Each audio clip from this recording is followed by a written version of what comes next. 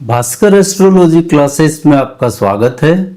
साथियों, जैसा कि आप जानते हैं, संसार की हर किसी वस्तु पर और किसी भी गतिविधि पर किसी न किसी ग्रह का अधिकार होता है और इस संसार में ऐसा कुछ भी नहीं है जो इन ग्रहों के आधिपत्य से दूर हो। यानी संसार की हर वस्तु पर किसी न किसी ग्रह का आधिपत्य रहता ही है। और मजे की बात यह है कि किसी भी क्रिया पर यह जरूरी नहीं है कि किसी एक ही ग्रह का अधिकार हो। जैसे शरीर के संचालन में हाथ, पैर, नाक, कान, मुंह, हर किसी अंग का योगदान होता है, तब इस शरीर की क्रियाएं होती हैं। यानी इन सब के आपसी तालमेल से यह शरीर क्रिया करता है। अब आज हम बात करते हैं आंखों की।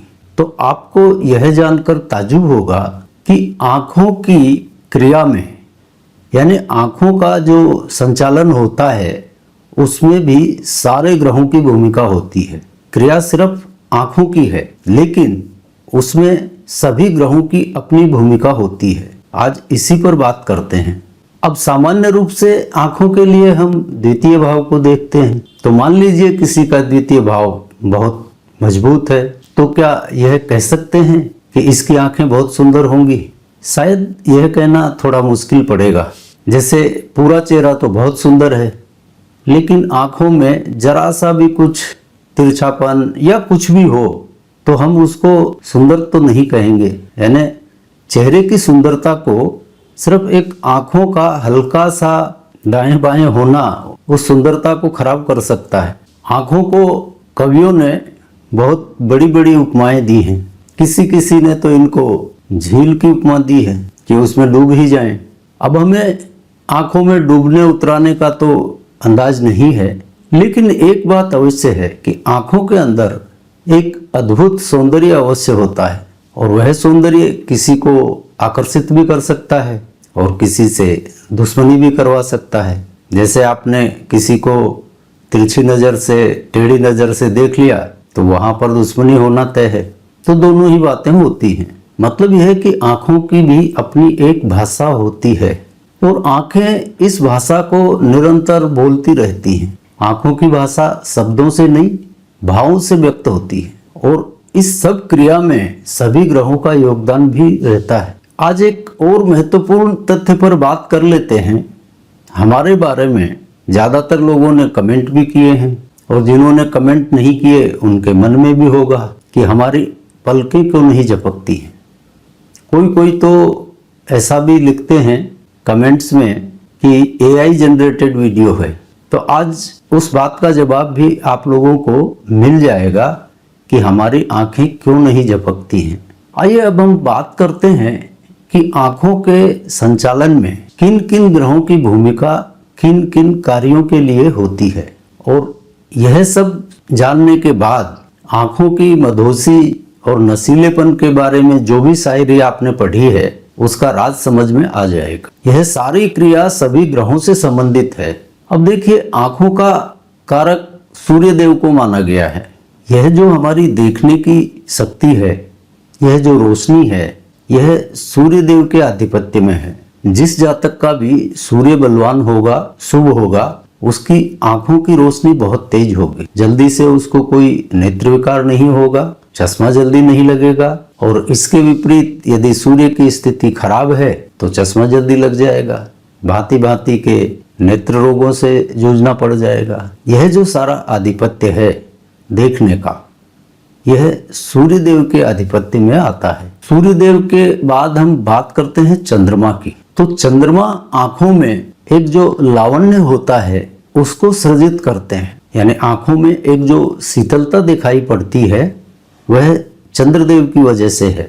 जिनकी भी कुंडली में चंद्रमा अच्छी और शुभ स्थिति में है, उनकी आंखों में एक लावण्यता, एक स्निग्धता और शीतलता दिखाई पड़ती है। वहीं पर चंद्रमा यदि अच्छी स्थिति में नहीं है तो उन लोगों की आंखों में एक कटुता जैसी दिखाई देती है। वो लावण्यता नहीं होती, शीतलता नहीं होती, उनको देखने से ही डर सा लगता है और यह होता है चंद्रमा की स्थिति के कारण।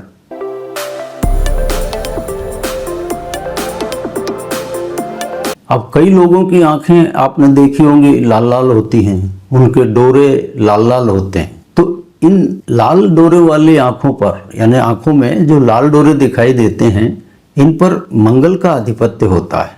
आंखों में एक लाल डोरों के साथ जो तीखापन होता है वह भी मंगल के आधिपत्य में ही आता है। आपने कई लोगों को यह कहते सुना होगा कि उसकी आंखें बहुत मारक हैं। तो यह जो आंखों की मारकता होती है यह मंगल की वजह से होती है, यानी इस पर मंगल का अधिकार है। तो मंगल की जैसी भी स्थिति है उसके अनुसार इन लाल डोरों की स्थिति होगी। अब कवियों ने आंखों की चंचलता और तिरछी चितवन इनका जमकर उपयोग किया है। मैंने आंखों के लिए कसीदे पढ़ने में कवियों ने इन दो शब्दों का बहुत उपयोग किया है, और आप में से अधिकतर लोगों ने इसको महसूस भी किया होगा कि कवियों की इस बात में कुछ न कुछ दम तो है। तो आंखों की यह चंचलता और तिरछी चितवन यह देता है बुध, मरकरी। जिस जातक का बुध अच्छी स्थिति में होगा उसकी आंखें आपको अलग ही दिखाई देंगी, एक बोलती हुई सी आंखें दिखाई देंगी उसकी आपको। और यह सब होता है बुध की शुभता के कारण। यदि बुध अच्छा है कुंडली में तो जातक की आंखों पर उनका यह प्रभाव रहता है, और बुध यदि कमजोर है, खराब है, तो उसमें फिर ये तिरछी चितवन और चंचलता ये भूल जाइए, फिर आंखें बुझी बुझी सी दिखाई देती हैं। अब कई आंखों में आपने एक गहराई देखी होगी, करुणा, दया, इनका भाव देखा होगा, और उन आंखों में एक ठहराव दिखाई देता है। और यह सब होता है गुरु की वजह से, बृहस्पति की वजह से। तो जिन लोगों का गुरु कुंडली में अच्छी स्थिति में है उनकी आंखों में आपको प्रेम, करुणा, दया और वात्सल्य का भाव दिखाई पड़ता है। और जब भी हम किसी खराब मनोस्थिति में होते हैं या मान लीजिए किसी खराब समय से गुजर रहे हैं तो हमको ऐसे ही लोगों के पास जाकर शांति मिलती है। और इन लोगों में शुद्ध पवित्र आचरण के साधु महात्मा, गुरु ये आते हैं, और इनके पास हम जाते ही हैं। जब भी कष्ट में होते हैं इन लोगों की शरण में ही जाते हैं। तो यह सब होता है गुरु बृहस्पति के कारण। गुरु यदि कुंडली में शुभ है, बलवान है, तो उनकी आंखों में यह इफेक्ट दिखाई देगा। और यदि गुरु खराब स्थिति में है तो फिर उन लोगों की आंखों में आपको कुटिलता और चालाकी और धूर्तता दिखाई देगी। अब आंखों की जो बनावट है, उनका जो सौंदर्य है, जिन्हें कवि हिरणी जैसी आंखों की संज्ञा देते हैं, मृगनयनी, तो यहाँ हम कवि की मृगनयनी वाली संज्ञा को छोड़ भी दें तो भी आपने कई ऐसी आंखें देखी होंगी जो वाकई काफी बड़ी बड़ी, चमकदार और प्रभावशाली होती हैं, और जिन्हें कोई कोई तो नशीली आंखें, मादक आंखें, इस तरह की संज्ञा भी देता है।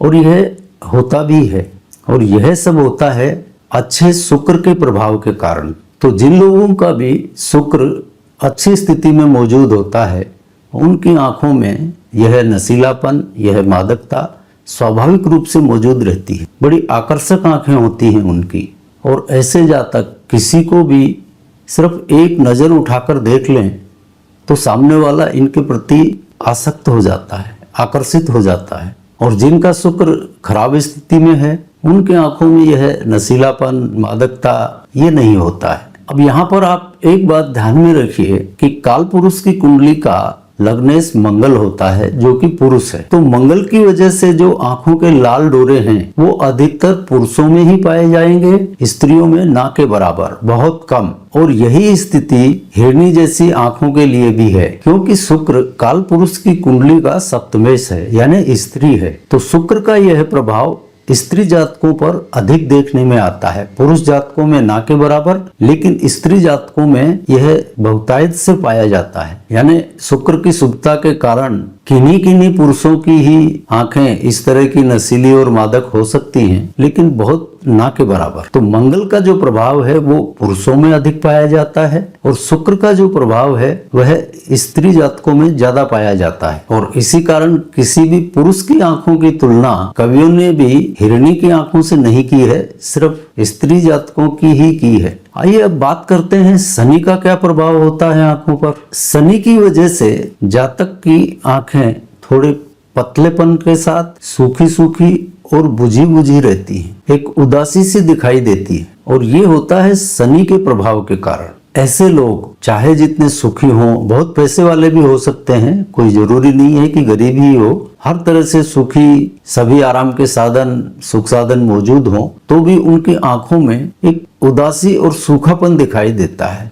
और यह होता है शनि के प्रभाव के कारण। हाँ, शनि यदि अच्छी स्थिति में है तो ऐसे जातकों की आंखों में आपको एक नीली आभा दिखाई देती है, यानी आंखों का जो नीलापन होता है वह शनि की वजह से होता है, यदि शनि शुभ हो तो। लेकिन इसके बावजूद भी, यानी नीलापन होने के बावजूद भी, उनमें एक उदासी तो दिखाई देती ही है, और इस सब का आधिपत्य शनि के पास है, यानी कुंडली में शनि की स्थिति की वजह से यह सब होता है। अब यहाँ तक हमने सभी 7 ग्रहों की तो बात कर ली है कि आंखों की क्रिया में उनकी क्या भूमिका होती है, और अब बच गए राहु केतु। तो राहु केतु प्रत्यक्ष ग्रह नहीं होते हुए भी ये जीवन की धुरी होती है, ऐसा हम मानते हैं। और हमने आपको पहले भी बताया है कि जैसे नक्षत्र स्वामी की स्थिति होती है, उसी तरह राहु केतु की भी अपनी एक भूमिका आजीवन रहती है।